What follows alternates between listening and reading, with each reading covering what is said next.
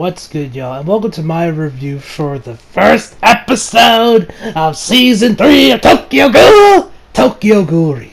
Now, as you guys know, I fucking love Tokyo Ghoul, both the anime and the manga. The anime is my third favorite anime series of all time. Both seasons, yes, I love Rude. Sue me, I don't give a damn. That is my opinion. If you don't like it, fuck off. And the manga, I love even more. Now, guys, in case you guys know, for any newcomers to the channel that don't really know, like, you're kind of like, just probably went through searching through the search bar looking for, like, Tokyo Ghoul Episode 1 reviews, and you kind of stumble upon this video, first of all, welcome to the channel. I hope you enjoy the content, I hope you enjoy the content here, and maybe you even consider subscribing. But, let me give you guys my background, I guess, to the Tokyo Ghoul franchise. Tokyo Ghoul is, like I said, is one of my favorite animes of all time. Third favorite. Behind SAO and Erased at number 2, and FMA Brotherhood at the 1. Now, like I said, I watched the anime, loved it. Watched both seasons, watched them with my brother, loved it. And then, after a while, I did start reading the manga for two reasons.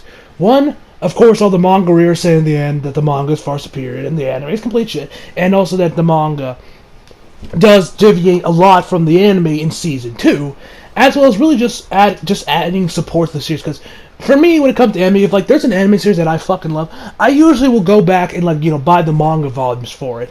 If it's a series I really fucking enjoy for either two reasons: one, to further support the series and see how and two, to see how the manga differentiates from the anime, and just see how it was and kind of re-experience everything in manga form. And other times I read the manga just because the anime series ain't really gonna come back like with Blue Exorcist. I'm starting to buy that now just because I don't know if we're ever going to get Season 3 Blue Exorcist, but I also, buy manga volumes for Naruto, Bleach, Kakegurui, SAO, and of course Tokyo Ghoul. I am currently up to volume 11 of the Tokyo Ghoul manga, but I have read chapters of Re. Now, for any anime-onlys watching this who have never read the manga for Tokyo Ghoul or Re, I'm going to be as vague as possible, but I feel like the manga is watching this video will probably know exactly what time.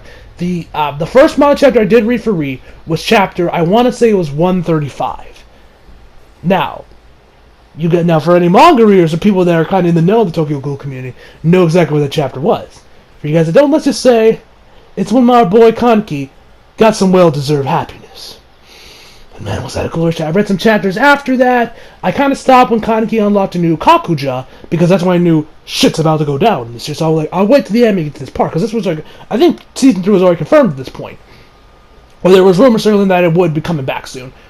But I also know the identity of the Scarecrow, because Chibi Reviews kind of spoiled it in his thumbnails, as well as his face. After we saw the face reveal of the Scarecrow, I'm not going to spoil who it is. For you guys, for any anime ones that don't know. But don't expect that reveal to ever come, because that happened recently, guys. So, at most, you'll probably see it shit like Season 5 or Season 6 Tokyo Ghoul, if Tokyo Ghoul does go that far.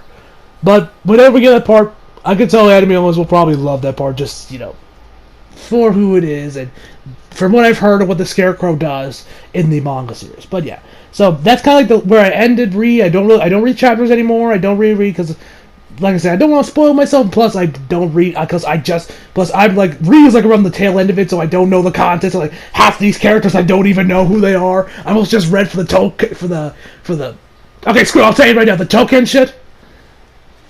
But so yes, I love the manga, I love the anime, and I like to know one other thing before I would like to say that actually, honestly, from what I've noticed, Tokyo Ghoul is like the anime version of BVS. The anime is a lot like the theatrical cut of BVS.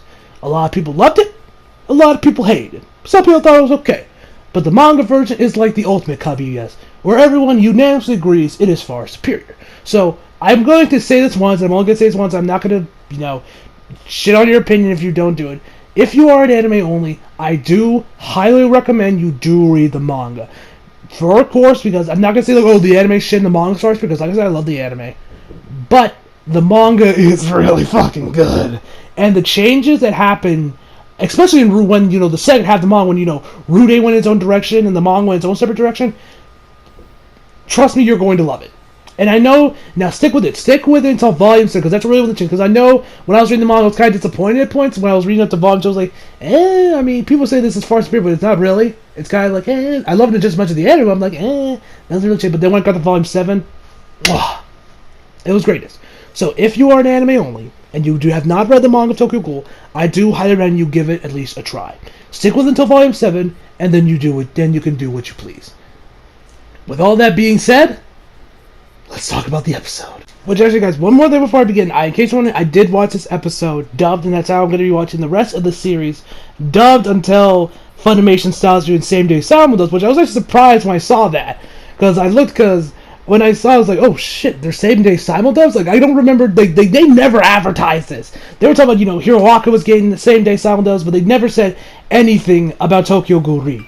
So I don't know if they mentioned it on Twitter, like they tweeted about it, and I just didn't see that tweet. Or, they kind of just didn't advertise. But anyway, they are same-day simuldubs. It's the same dub cast from Season 1, Season 2. By the way, I love the dub to Tokyo Ghoul. I also love the Japanese of Tokyo Ghoul. Don't get me wrong. I mean, Tokyo Ghoul is one of the few animes where I actually say I don't have a preference between the sub or dub. I can flip-flop, and I'll enjoy it just as much. Like, I love the Japanese audio, I love the dub audio, but let's get into the episode itself. No more jibber-jabber context thoughts on Tokyo Ghoul and all that. So we start this off with a CCG operative by the name of Kuki, I probably butchered that first name, Urie, who is actually a part of this new CCG group of ghoul investigators that are half ghouls, apparently, it looks like, because they do have Kaganes, and let me say this right now. This dude, he's like, out of the new characters that we were introduced to in Tokyo Ghoul Re, this dude's my favorite. Just because of his internal monologues. They are hilarious, and I love them. And so while the cab is driving, Urie tells the cab driver to stop here in this tunnel. And he says, I'm a ghoul investigator, you don't clean up well, you reek of blood. And so, this of course, so he knows he's a ghoul, so then he tries to run the car into a wall, but Urie manages to jump out, and then we get another battle between this ghoul and Urie, where we see actually the swords, or the queen case that these ghouls are I don't know if this is all CCG or just these this special group of ghouls or CCG operatives, but they're rocking essentially katanas. They look like katanas, especially Heise's. So they have their we see a little Tori stuff he's an A right now, B, he's not Torso, which is the ghoul that that Heise's group of ghouls are looking for. Because he targets women, ghouls, blah blah blah. You guys know the story. You know how the CCG operates. Anyway, so they're we actually see another member of the Quinks, which is the name of Heise's CCG squad, basically. And so there's other members by the name of Shizude, and his Kagane is essentially missiles. Legit, he has this thing that comes out of his back, and it fires Kagane missiles. I don't know how they explode. I'm not an expert on how ghoul biology works, but for some reason his Kagane are missiles and they explode like real missiles. Anyway, and he's spirits of it, he's like, hey Urie, and he's like, and my Urie, oh, I love Urie. His internal monologue, kind of remind me in a way of Max Payne's internal monologue, although I would say not, although it's not filled with, metaphors, but there's some sarcasm, there's kind of, just a little bit of just, he doesn't really take shit from no one. I love him. Anyways, he's really crapping my style.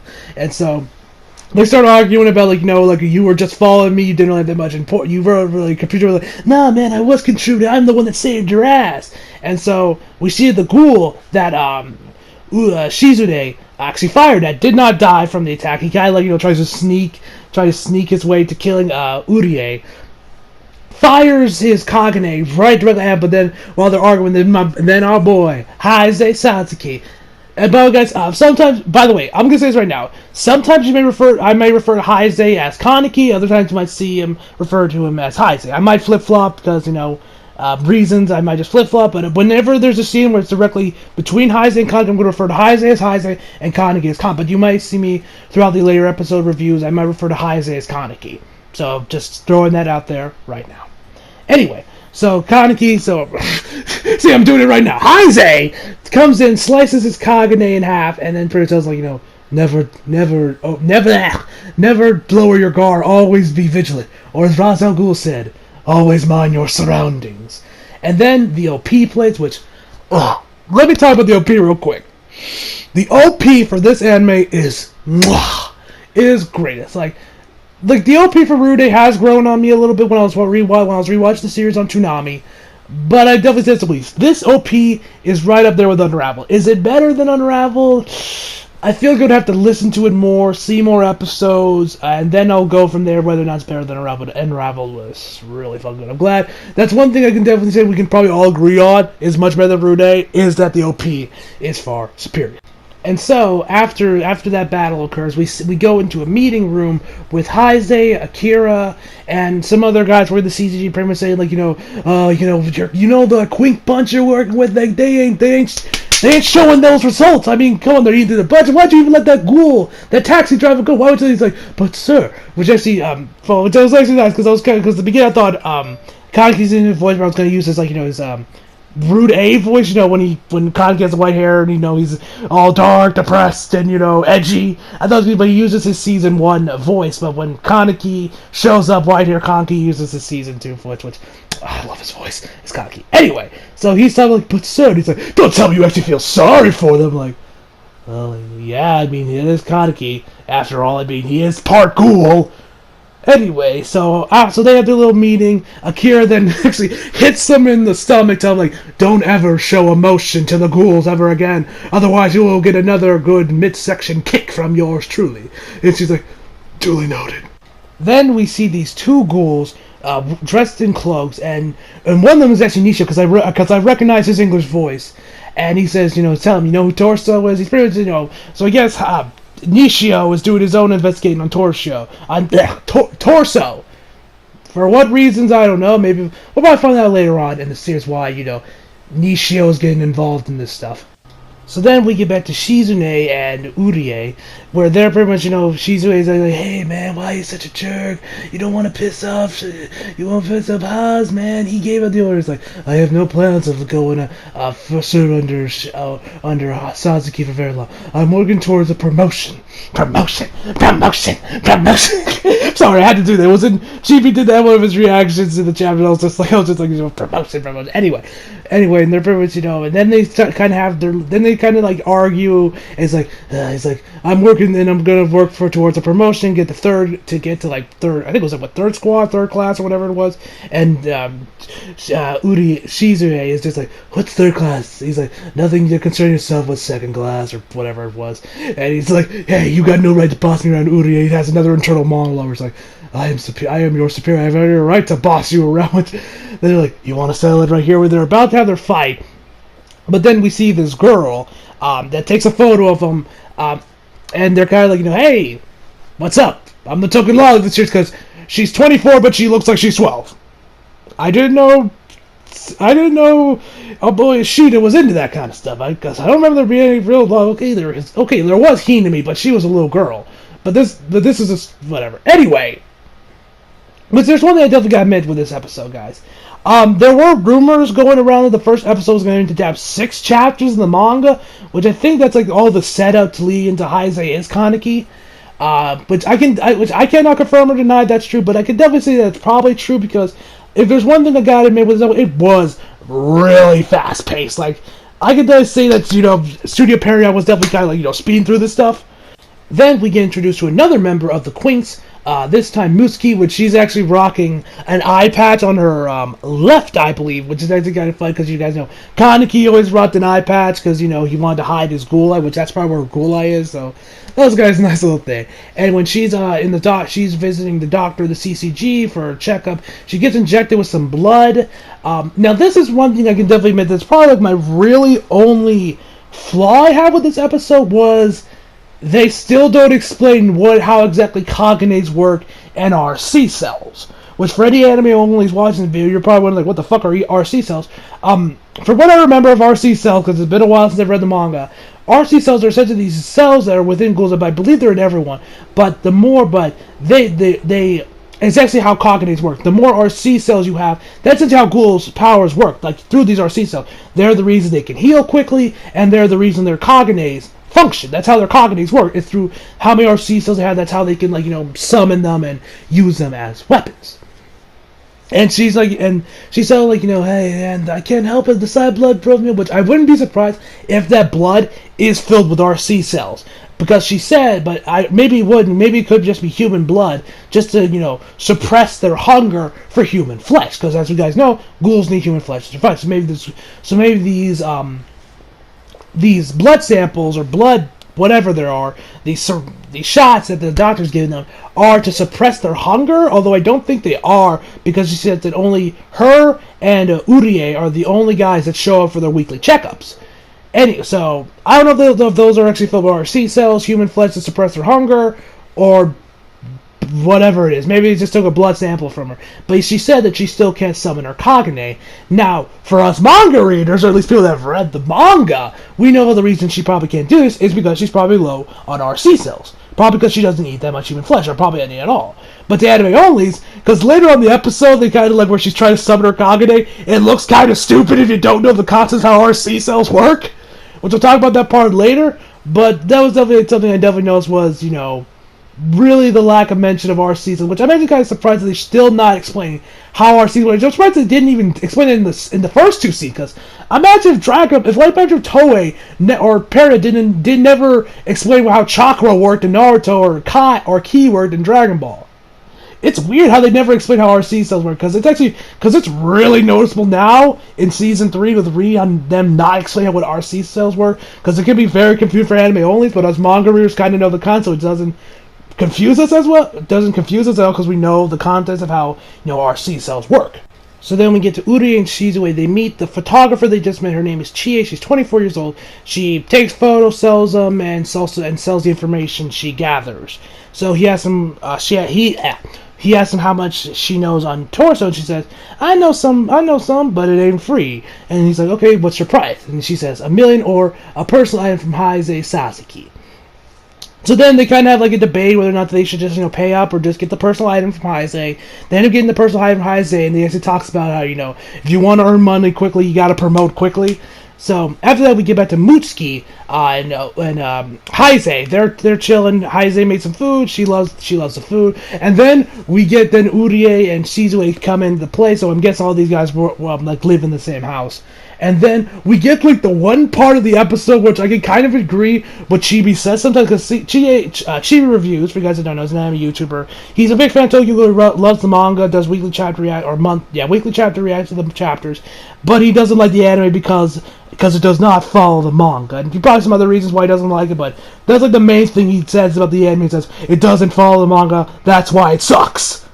From at least what I've seen of his videos, he always refers to Studio Perios to his clown, because Perios French for clown, which I have to admit that is kind of clever, but at the same time getting kind of tired of it.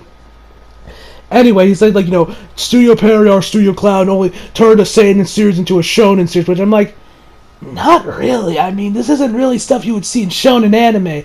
But this part where he's talking about let's get torso. He says it he has an aura gather around him. Then he gets up, and then that's how while stuff's going white lines are going upwards really fast. We will take down torso together and and lock him up. I'm like, myself, and I just couldn't look. I was like, now that's shonen. That is straight shonen. I don't know if that was in the manga version as well, but that is some stuff ripped right out of a shonen anime. So, anyway, so then we see Mutsuki, which I can definitely say, guys, this anime, or at least this episode, is really fast-paced. I can definitely say they probably did actually 6 chapters, because they're going from one thing to one thing to one thing to one thing, really, really quickly.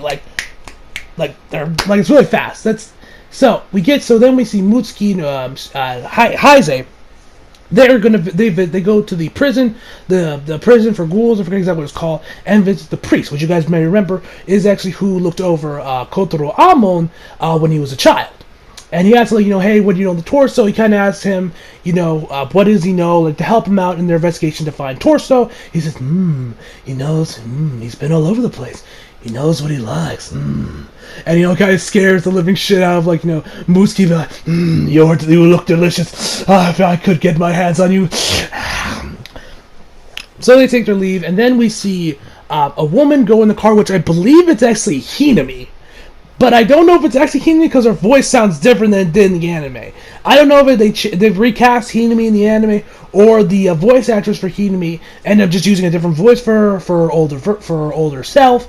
But because she talks about, hey, Torso, you better stop killing, the CCG is starting to get on to you. And I think it's because she says, talks about the Quinks, and she says how they're similar to Big Brother, which, as you guys know, and you guys who read the manga, that's how Hinami refers to Kaneki as Big Brother, because, that's essentially what he is to her, a big brother, because, the shit they've been through, and she also calls Toka big sister. Anyway, so we get back to Mutsuki, who kind of leaves this hospital where she notices that a taxi, and she knows a woman about to get into it, and she knows the taxi driver smiles, so she knows that's Torso. So she kind of gets her out of the way and goes in there herself, and they drive so that she doesn't become another victim. And so then the cab eventually stops, and he's like, and then Torso grabs her by the throat and says, I forget what, he doesn't mean to intrude, but it's like, what are you doing? And he starts beating on her, and Mutsuki can't really do much, because like I said, she hasn't been able to summon her Kakane.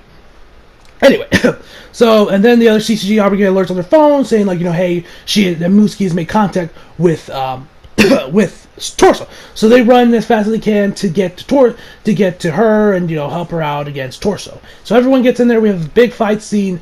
We have another Ghoul that shows up that's hooded, has a mask. We don't know who he is, and we have to see midway through the fight we see Kaneki return. White-haired Kaneki in the chair where he was when he was tortured by Jason. He's still got the cuffs on and everything. It's like, come on, let me take over. You need me. You need strength. He's like, no, I will not use you. I'll do this myself. There are parts of this episode that are kind of shonen-esque. Like the part where it's like, I will take down Torso and we will lock him up. Like that part. And this cartel, him, saying no to his this alternate personality he has that has alternate powers. He's like, no, I don't need you, I'll do this myself. This is definitely kind of shonen-esque, but I wouldn't be surprised that was how it played out in the manga as well. So Heisei goes against. So Heisei and all the crew go against that, and we actually see. This is when when you not knowing what RC cells work and what they are really start to play in, because the next couple scenes are kind of stupid, because the rest of the ghouls, the rather of the remember the Quinks, they're kind of struggling. They're like, I'm running low on juice, and she's like, and Mitsuki's like, she looks at her head. She's like, come on, Kakane, I need you, come on. She's like, and myself was like, Mitsuki! Kakanes are not mystical beings that live inside you. It's not the nine-tailed fox. They are cells within your body that help you. That's how you function. That's how you have your ghoul powers. Your self-regeneration. That's how your Kakanes work. And that's why when ghouls go to cannibalism, they get cockroaches, because ghouls have so much RC cells, it doesn't really know where we're going. That's why you get cockroaches. I probably got the biology of how RC cells work, probably that's kind of like a summarized version of how they work, and I'm just like, they're cells, not mystical beings. It's not the nine-tailed fox that's inside you. You just need to eat some human flesh, head up an alley right now, and feast. And we actually see Urie actually biting Jews arm while chanting, promotion, promotion, promotion, promotion. And that is a sense, and so because like I said, that's how RC cells work. To summon your Kagane, because ghouls, RC cells, eat. So if you eat your own flesh, you get a resupply of RC cells to having to feed on your flesh.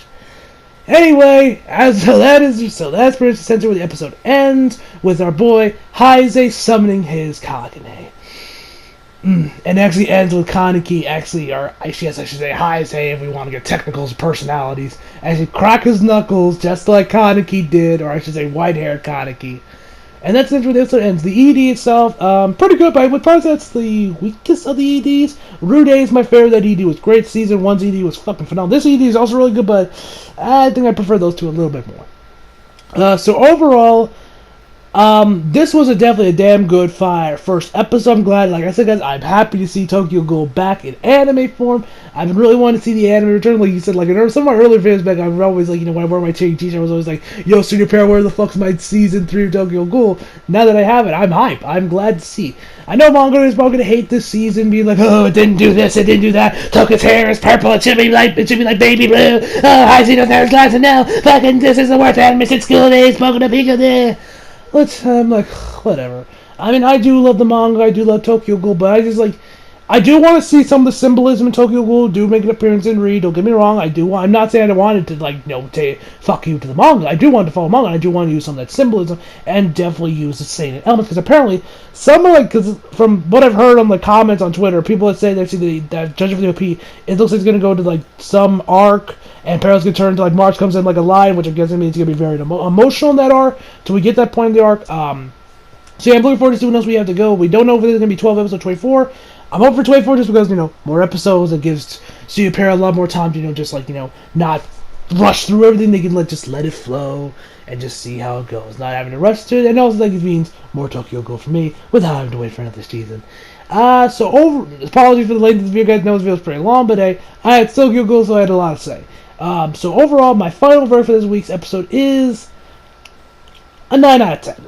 I would have given it 10, but I have to admit, I gotta let my, bias towards the show go, and really view it critically, and I do it for, the pacing was really fast, a little too fast, because I could definitely see they were probably rushing through some viable stuff that probably would have, but like I said, hey, as well as, not explaining our CISOs, kind of make a lot of scenes in the later parts of this episode kind of not make sense, and I can imagine anime only's getting confused by not knowing what RC are and the context, because when they see, her, when she's saying why she can't summon her Kagane, and why Urie is suddenly just buying his own voice, chanting promotion, promotion, promotion.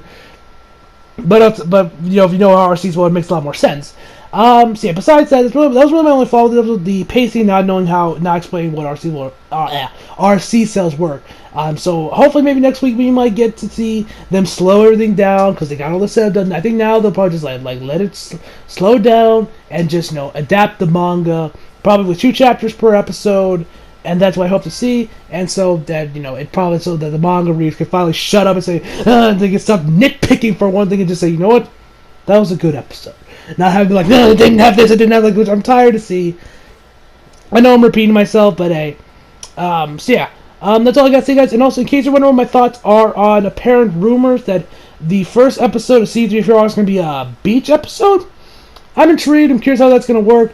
But so, yeah. So that's all I got to say, guys. So hope you guys enjoyed the video. Leave a like if you did. Subscribe if you're new. Follow me on Twitter if you like. Links in the description box below. And as always, come back for more. See you guys. And also, guys, next week we're seeing Toka.